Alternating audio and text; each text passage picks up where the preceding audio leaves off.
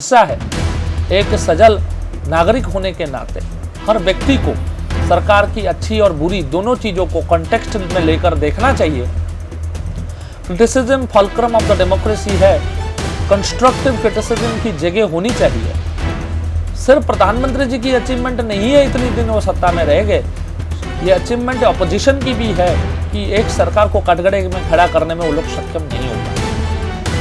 NEET और आज के समय में सरकार अपने हिसाब से बहुत एक बुरी वक्त पर चल रही है। इन्फ्लेशन अपनी चरम पर है, रिटेल इन्फ्लेशन बहुत ज्यादा होने के वजह से लोगों की रोजी रोटी जो चावल की प्लेट 50 रुपए प्लेट मिलता था, आज वो 70 रुपए हो चुकी है। निश्चित रूप से महंगाई बढ़ी।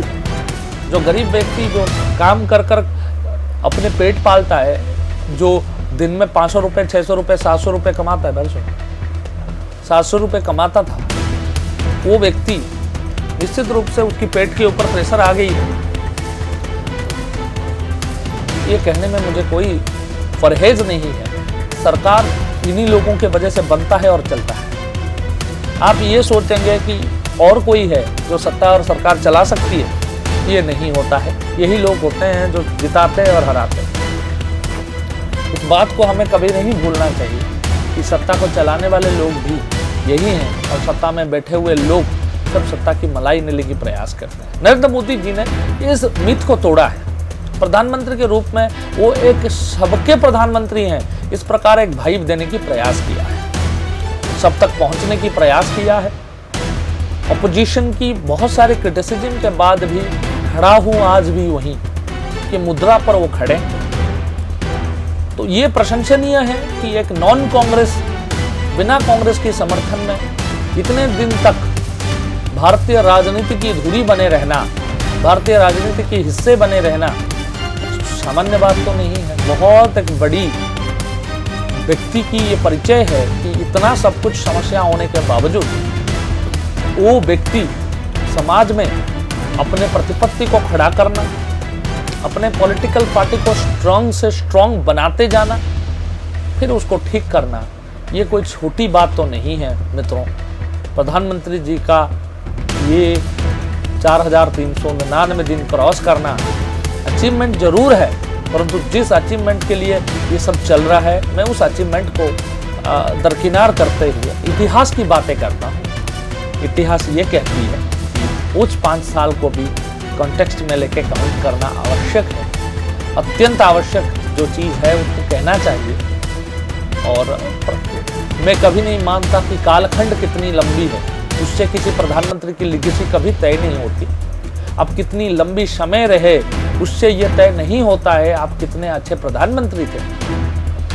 वो इस चीज़ से तय होता है कि प्रधानमंत्री जी आसन पर बैठे हुए कितने कार्य करते हैं, आसन पर बैठे हुए कौन सी चीज़ की करेक्शन की है, कितना रिफॉर्म किए, समाज के अंदर कितना सोशल इकोनॉमिक सोसाइटल इकोनॉमिकल और बहुत सारी चीज़ें, किसकी रिफॉर्म आप कितने कर पाए, फाइनेंशियल रिफॉर्म कितनी कर पाए, कितने लोगों को गरीबी से उठाकर आप अच्छी जीवनचर्या देने में सक्षम हुए।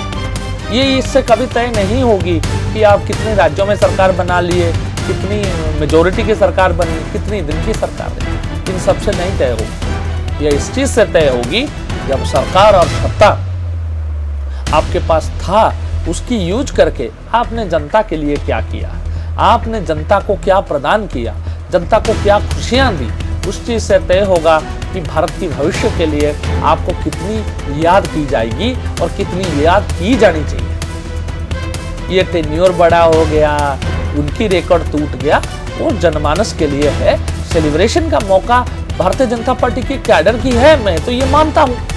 भारत की जनता पार्टी की कैडर को खुश होना एक जायज़ है और होने भी चाहिए। प्रधानमंत्री जी की अपनी तो कोई परिवार है नहीं, पूरा बीजेपी ही उनकी परिवार है, तो परिवार के साथ खुशी का कोई भी मौका पालन करना अत्यंत खुशी और अच्छी बात है।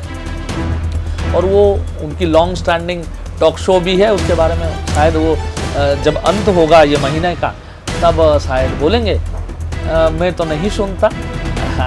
एक्चुअली क्या है, एक बोर्डम सेटिंग हो जाता है प्रधानमंत्री जी की, परंतु वो लगातार हर हफ्ते हर महीने की लास्ट रविवार को टीवी पर, रेडियो पर अपनी बातें वो करते हैं, अपनी कैडर से, अपने लोगों से वो बातें करने के प्रयास करते हैं।